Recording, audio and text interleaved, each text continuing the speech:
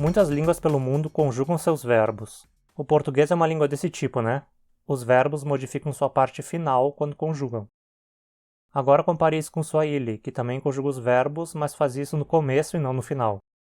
O que define de que lado uma língua conjuga seus verbos? Por que umas conjugam de um lado e outras de outro? Vamos tentar entender isso no vídeo de hoje, conjugando verbos. Primeiro a gente precisa se perguntar o que a conjugação de um verbo marca.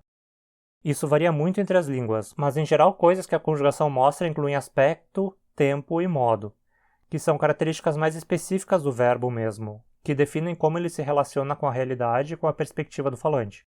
A conjugação também pode estar relacionada com os argumentos do verbo, ou seja, os participantes da ação. O argumento mais frequentemente marcado no verbo é o sujeito, geralmente chamado de pessoa.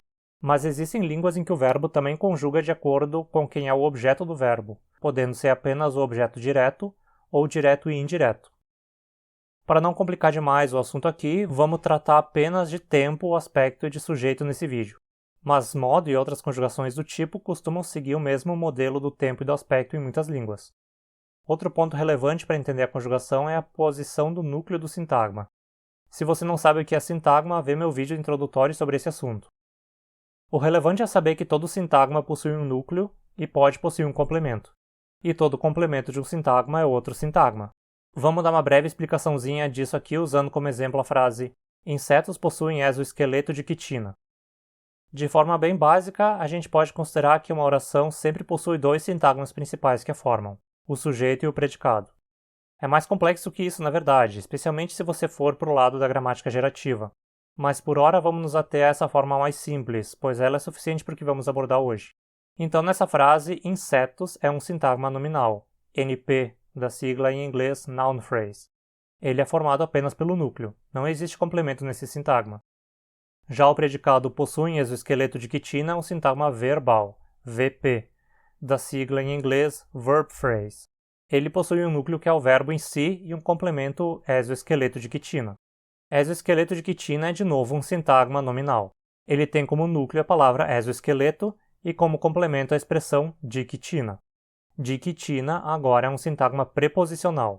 Ele de novo possui de como núcleo e quitina como seu complemento, que de novo é outro sintagma nominal.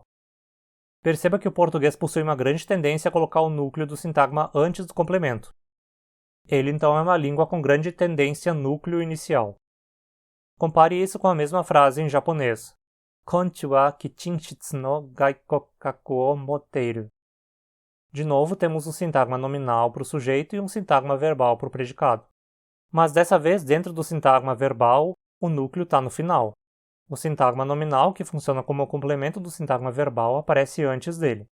Dentro desse sintagma nominal, o sintagma preposicional, que funciona como seu complemento, também aparece antes do núcleo. E dentro do sintagma preposicional, de novo, o núcleo está no final. Então, ao contrário do português, que é fortemente núcleo inicial, o japonês é fortemente núcleo final.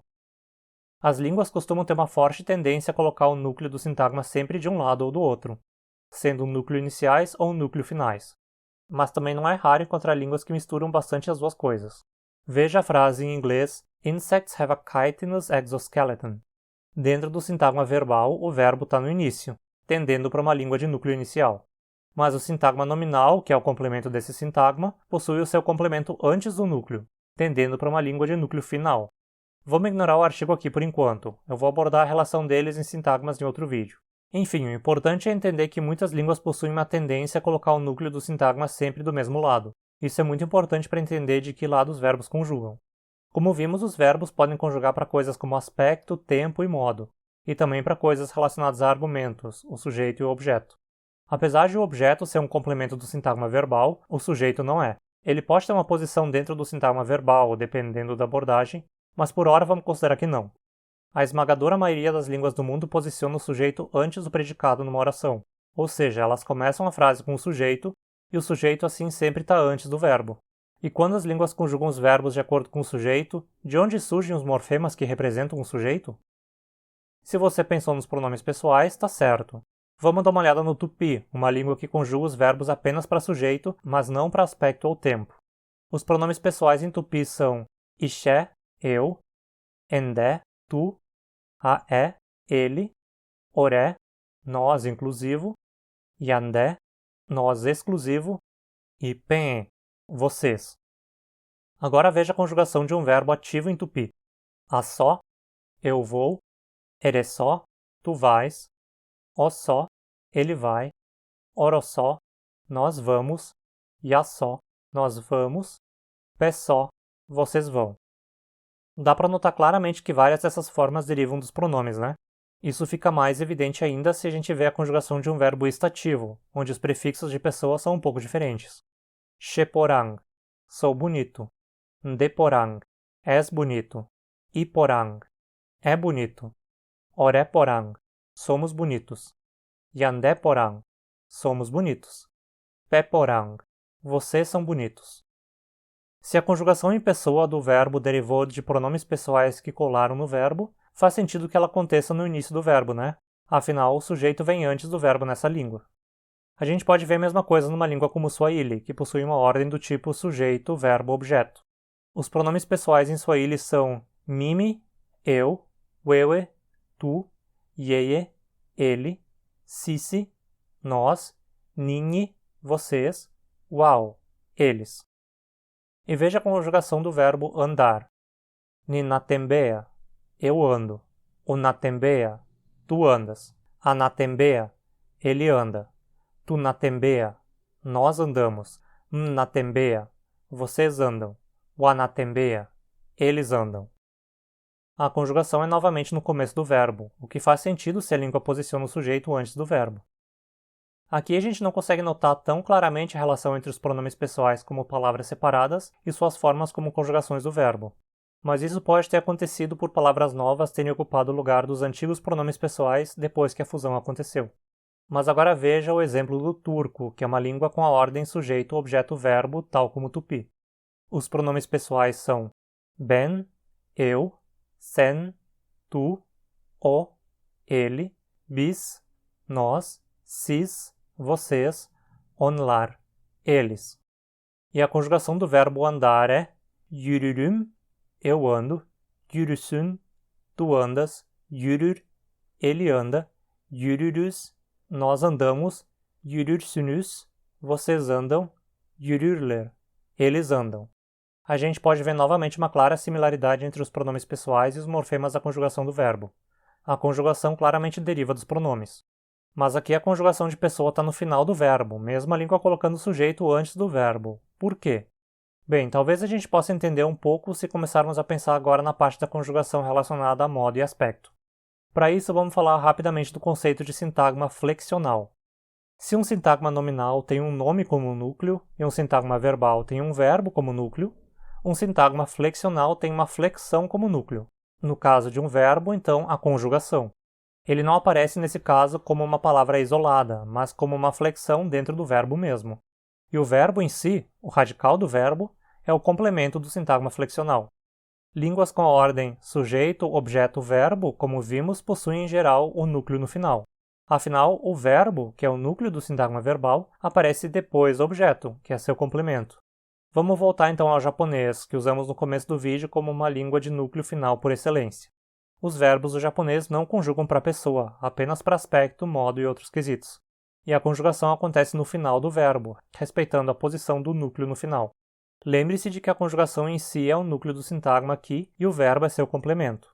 Aruku, anda. Arukanai, não anda. Aruita, andou. Arukeru, pode andar. Em mongol, outra língua de núcleo final e cujos verbos não conjugam para pessoa, também segue a mesma lógica. Pichdeg, escreve. Pichsen, escreveu. Pichle, escreveu há muito tempo. Então, línguas com núcleo final tendem a conjugar os verbos no final, já que a conjugação é um núcleo de sintagma também. Se espera então que línguas com o núcleo no início conjuguem no início, certo? Eu desconheço alguma língua que conjugue apenas para aspecto ou tempo, e não para pessoa, que tenha núcleo inicial. Então vamos pegar um exemplo aqui que já vimos, o Swahili. Swahili, como vimos, é uma língua do tipo SVO, e portanto tende a ter um núcleo no começo. Vimos que o Swahili conjuga para pessoa no começo do verbo porque o sujeito aparece antes do verbo nessa língua. A sílaba na, que aparece aqui logo depois da conjugação de pessoa, é o morfema que conjuga para tempo, indicando presente. Na conjugação do passado, essa sílaba é substituída por li, que é o morfema do passado. Ou seja, o Swahili conjuga para tempo no começo do verbo, como esperado para uma língua de núcleo inicial. Perceba também que, tendo conjugação para pessoa e para tempo, a conjugação para tempo aparece mais perto do radical do verbo e o de pessoa na periferia. Temos o mesmo no turco, uma língua de núcleo final que conjuga para as duas coisas também. A conjugação para tempo aparece mais perto do radical que a conjugação para pessoa. O mais complicado de explicar é por que o turco possui a conjugação para pessoa no final do verbo e não no início, se ela posiciona o sujeito antes e não depois do verbo. Eu não sei dizer se existe alguma explicação já sugerida para isso, mas o que me parece é que as línguas gostam bastante de conjugar tudo do mesmo lado do verbo. Se elas conjugam para aspecto e ou tempo, que tende a ficar do lado mais lógico de acordo com a posição do núcleo do sintagma nessa língua, a conjugação de sujeito tende a ficar no mesmo lado, mas sempre mais perifericamente que a conjugação de tempo e aspecto.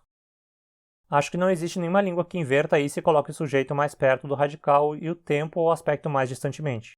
Mas existem sim línguas que conjugam cada parte de um lado do verbo. Veja o arawak. Nele a conjugação de pessoa ocorre no começo e a de aspecto ocorre no final. Da cima-cá. Eu gritei. Do cima-cá. Você gritou. L cima-cá. Ele gritou. To cima-cá. Ela gritou. O acima-cá. Nós gritamos. O aspecto imperfectivo é marcado com o sufixo bo. Da cima-cá-bo. Eu grito ou gritava. Bcima acabou. Você grita ou gritava, e assim por diante. Mas perceba que o arawak tem núcleo inicial no sintagma verbal, já que o verbo aparece antes do objeto. Mas no sintagma flexional a flexão de modo aparece no final, do outro lado do sintagma. Qual a explicação para isso? Bom, eu não posso ter certeza, mas talvez seja a mesma coisa que ocorre no português. Apesar de o português ser uma língua com forte tendência a ter um núcleo no início, nas conjugações dos verbos o núcleo é ao final. A explicação para isso pode ser encontrada no ancestral do português. O português evoluiu do latim, que era uma língua com verbo ao final, então com núcleo final. O latim veio do proto-indo-europeu, que também é reconstruído como tendo núcleo final.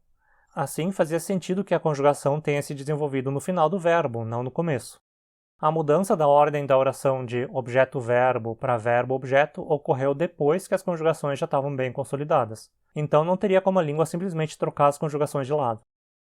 Com o arawak pode ter acontecido a mesma coisa. Talvez a língua ancestral fosse SOV e a flexão de aspecto evoluiu nessa época. Depois a ordem pode ter mudado para SVO, mas a flexão se manteve onde estava. As conclusões gerais, então, são as seguintes. Flexões de tempo e aspecto tendem a surgir ao final do verbo em línguas de núcleo final e no começo de verbos em línguas de núcleo inicial. Por outro lado, a flexão de sujeito tende a surgir do lado do verbo em que o sujeito se encontra, mas pode ser atraída pela flexão de tempo-aspecto para o mesmo lado em que essa se encontra. Se você está criando uma conlang, considere essas tendências na hora de definir as suas conjugações.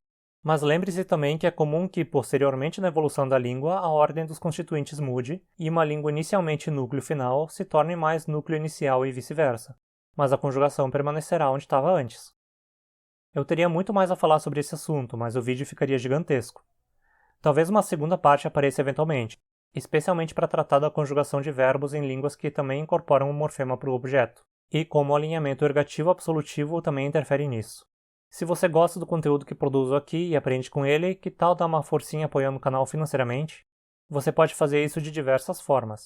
Pode se tornar um membro aqui no YouTube, um apoiador no Apoia-se, ou fazer uma doação espontânea via Pix, ou fazendo um Valeu Demais aqui no YouTube. Ou ao menos dê o seu apoio com engajamento. Deixe sua curtida, inscreva-se e ative as notificações. E comente aí embaixo também, hein? Que outro assunto você acha relevante ser abordado por aqui?